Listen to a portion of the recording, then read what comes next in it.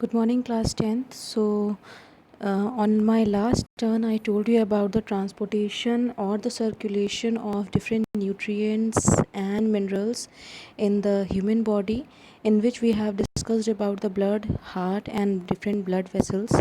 Now, in our today's topic, I'll discuss with you the transportation in the plants. That means how nutrients, water, oxygen, carbon dioxide, and other minerals and sugar, how these things are transported within the plant body. So let us see what are the transport systems which are present in the uh, plant. uh, this By this diagram it is very clear that how many parts are there. This you have studied in your earlier classes also, that plant can be divided into two parts, that is the shoot system and the root system. So the part which is present above the soil is known as shoot system, and part which is present below the ground is known as root system. So in these like in the human body, there is blood which transports nutrients in the uh, body, but in the case of the plants, the nutrients or the things are transported with the help of water. Okay, water, either it is transported mixed with the minerals, or it is transported mixed with the food prepared by the leaves. So water is the main thing which actually it is required for the transportation within the plants.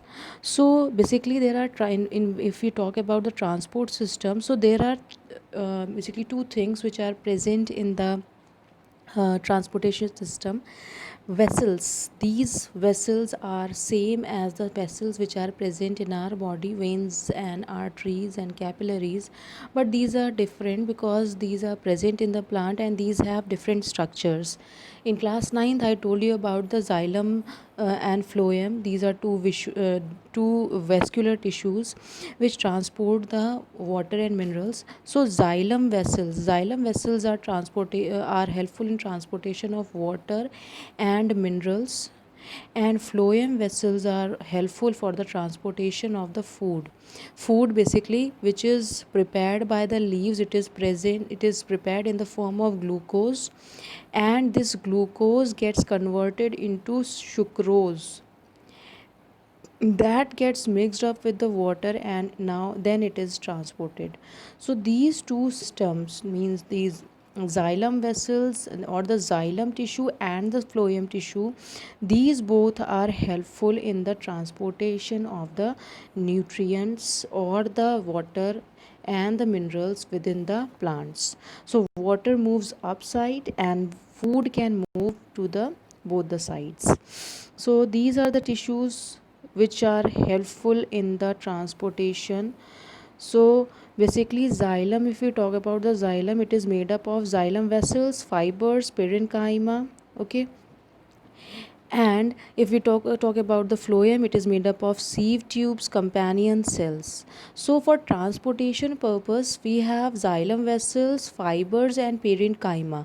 If we are talking about the transportation of the water, these three things are required for the transportation of water and minerals, because one tissue is dead, and that you know which one. And in the phloem tissue, sieve tubes and companion cells, these two work together to transport the food prepared by the leaves. Let us see where these are located. So this is the structure of your tissues which are present in the movement of the, means we are, first of all we are going to discuss about the movement of the water. So water is absorbed by the roots, and it moves upside due to the evaporation of the water from the leaves. If you see the structure of leaf, so there are some structures like they have veins. These are the xylem vessels, and when from xylem vessels it moves to the mesophyll cells, and from mesophyll cells it has stomata by which the water moves outside. This process is known as transpiration. So transpiration is the basically it is a process by which the leaves release the water in the form of vapors due to the heat of the sun. So this is xylem in which it moves upside due to the transpirational pull. This is the force which drives the water upside, like you are using a straw to drink a cold drink. In the same manner, there is a pressure which is exerted by the sunlight, that is that heat is required, for which the water is evaporated, and due to that evaporational pull or the transpirational pull, the water moves upside. So for transportation of the water and minerals, there are some few kinds of the pressures or few kinds of the forces are required, in which first one is root pressure. It is basically a kind of pressure by which means the water is absorbed from the root. Okay, so root, as you know, it has some root hairs are present, and on root hairs there is membrane. Okay, so that due to the root pressure or the pressure exerted by the root hairs, the water is sucked up from the soil which is present in the particles of the soil. And then there is one more force that is known as capillary action. Capillary action is the one in which if water is means once the water is forced up, then it will keep on rising and rising upwards only. It will never come down. This kind of force is known as capillary action. So because xylem vessels are very narrow, so once the water is absorbed by the root hair, it will keep on moving upside only. And then there is one more force which is very important, that is transpirational pull. This force continuously, due to the evaporation of the water which is from the leaves or stomata, whenever the water is absorbed, it will move upside and it will keep on moving outside also. Once it will move outside, then there will be lack of water, that due to that again the water will rise up.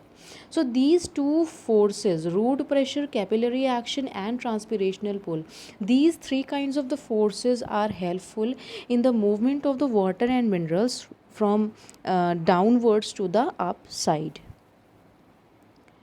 Now you can see these are the vascular tissues which are present here. See, so your vascular tissues are of two types, xylem and phloem, and their location. I just showed you this diagram to show you the location of these things.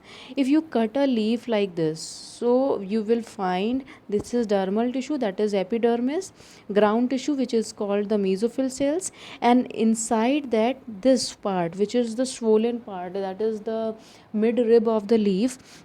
Here your vascular tissues are present. Vascular tissues, that is xylem and phloem tissues, will be located here at the center. Like in the case of the stem also, it is the ground, that is dermal tissue, epidermis, then ground tissue, parenchyma, and the vascular tissues which are arranged in a ring like structure. And in the same manner in root also there are some structures. Dermal, again epidermis, ground, that is your cortex, and the inner part which is having vascular tissue arranged in two separate rings. Xylem and phloems are arranged in different periphery. Okay, so this is how the xylem and phloems are arranged, and these help in the movement of different substances in the plant. Now you see how the water is moving upside. So from soil, because soil has some, you can say soil has some air spaces in which the water gets filled up. So that water is in close contact with the root hairs. So by the process of the osmosis you have studied in class 9th, it is a kind of force, it is a kind of a phenomena in which the solute, that is water, particles move from higher concentration to the lower concentration, because soil has more water, so it will move into the root hair. From root hair it will be transported to the xylem vessels. From xylem vessels it will move upwards due to the transpirational pull. This process is, now you can see this one will be more clear to you, how the water is taken up, that is from the soil. See, these are the soil particles, and inside the soil particles there are some spaces in which water is filled. See, this one, water is filled here. Now these are the root, this is the epidermis, and these are the root hairs. So you can see this root hairs are in close contact with the soil. So due to the osmosis, the water which is present in the soil, it is having more water, and the root hairs are having less water or deficient in the water. So water will start moving inside the root hair. Now from there it will go to the epidermis. Okay, this is epidermis, so it will move to the epidermis. Same force is applied here also, osmosis. By the osmosis it will move to the cortex part. This part is known as cortex, or the ground tissue, means the filling of the here you will see larger cells. These are present for the filling purpose only. So water will move from one cell to other cells, and then finally it will move to the endodermis. This is endodermis, these cells are endodermis. Then pericycle, so it will then finally move to the phloem, and from phloem it will move to the xylem, and then transpirational pull will be there, or capillary action will be there to carry the water from this direction to the upward direction. So this is how the water is absorbed from the roots and it gets transported to upside. Now that one is the easiest thing which I can tell you, and this you have studied in your earlier classes also. Now this one may be little difficult for you. This is actually a kind of mechanism which is applied by the plants for the transportation of the food. Okay, and this food is transported, that this food is manufactured by the process of photosynthesis, and once the food is manufactured, then it is, first of all, how, in which manner it is manufactured. It is manufactured in the form of glucose, and this glucose is, means it gets converted into sucrose. It is a simple form of the glucose. These are interchangeable. So chloroplast which are present in the leaf, this complete thing I'll tell you what is it. So this is the source cells. Source is the one, it is a place where the food is manufactured. So for example, if leaves are involved in the process of the photosynthesis, or the food is manufactured by the leaves, so it is, so our source is the leaf cells, and inside the leaf cells, you know, chlorophyll is present, chloroplast is present. Once the food is prepared, these red dots are denoting the food particles, that is the sucrose. Okay, then sucrose particles will move to the companion cells. These are found adjacent to the phloem, that is sieve cells, sieve tubes. These are the sieve tubes. These cells are known as sieve tube, and these are sieve plate. So from the companion cells, means the food which is manufactured, it will move to the companion cells, and it is not a easy process. It requires energy, because we are going against a concentration gradient. Here concentration is more, here it is less. So it requires energy, and these are living cells, because movement of the particle is from one living cell to the other living cell, so it requires some energy in the form of ATP. So this kind of transport is known as active transport. Active transport is the one in which food can means anything can be transported, or anything can go by using energy. So transportation of the food is the active transport, and transportation of the water is a passive transport, because there is no energy required. It gets transferred from one cell to other cell by the transpirational pull or by the capillary action. Not any other force is required. So this type of transportation, in which the food particles or the sucrose gets transported from one living cell, that is the leaf cell, to the companion cell, it requires energy, ATP. This is known as active transport. Now from the companion cells, now companion cells are found attached to the sieve tubes. So sieve tubes, because these are in close contact with these one, so the food particles or the what you say, these sucrose particles can move from the companion cell to the sieve tubes by the process of diffusion. It means simple diffusion is required here. Here no energy is required, because these are in close contact. So particles can move from one cell to other cell by the process of diffusion. This process is now clear.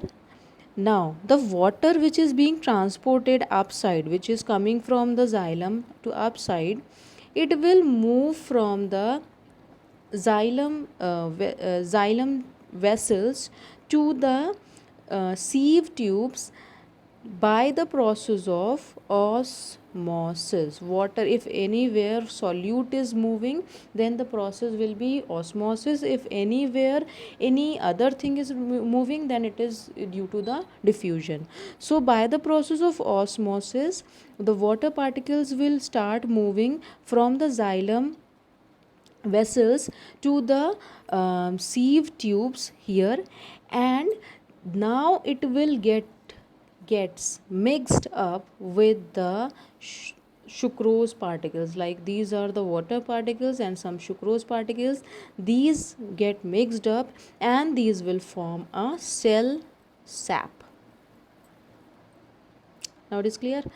So the cell sap will start moving from one cell to the other cell due to the percolation of the water, because water is mixed with these particles. So once the water will come down to the sieve tubes by the sieve plate, then with the water these sucrose particles will also move down and down, and then it will finally reach to the companion cells.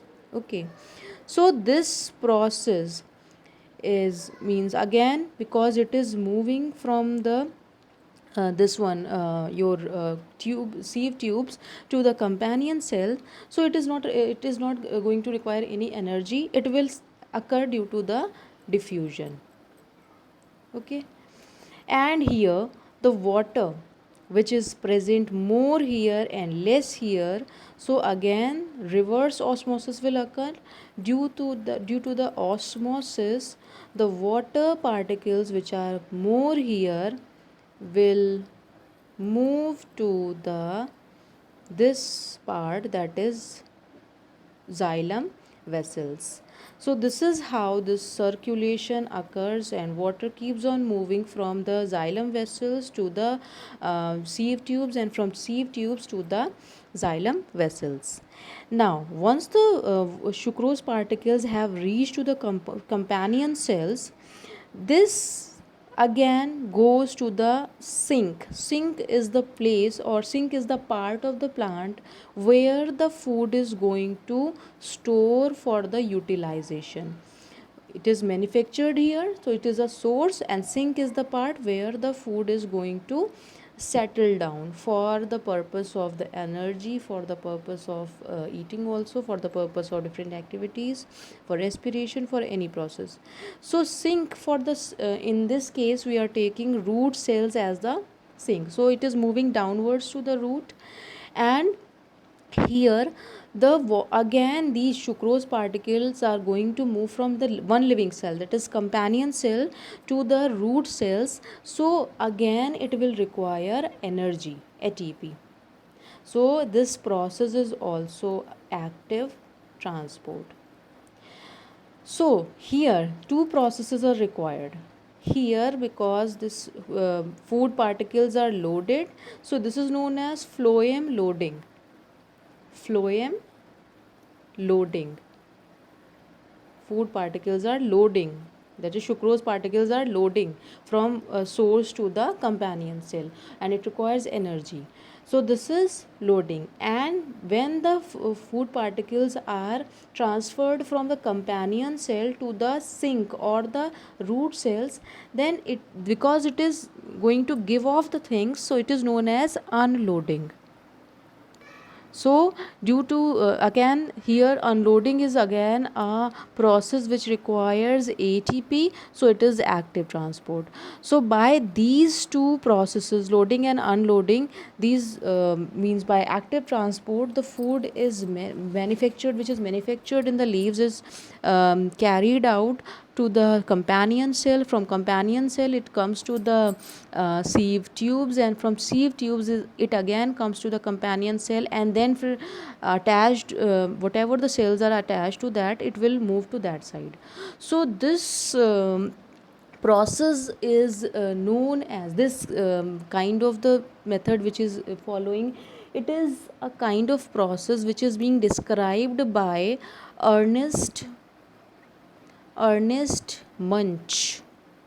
Okay, Ernest Munch is a scientist who has described this hypothesis in 1930, and this hypothesis is known as mass flow hypothesis. Mass flow hypothesis. It is very important because I have seen in board exams many times this Munch hypothesis has come, and I forgot to explain it many times also. So this time I am giving this in detail. This hypothesis is also known as pressure flow hypothesis. Pressure flow hypothesis, because the food particles are moving from one cell to other cell in a pressure, because these some plates, sieve plates are present, so these particles are not moving very easily, these are moving under a pressure. That is why it is also known as pressure flow hypothesis. So like this the transportation of the food and the water minerals is now completed. This part which I discussed just now, it is known as translocation. It is little different from the transportation. When the food is transported or circulated, it is known as translocation. When the water or minerals are transported, then it is known as transportation. So these two processes carry out in the plant, and this is how the circulation of water and food is carried out in the plant, inside the plants. So this is now your circulation part is completed. If you have any query, you can ask in the class.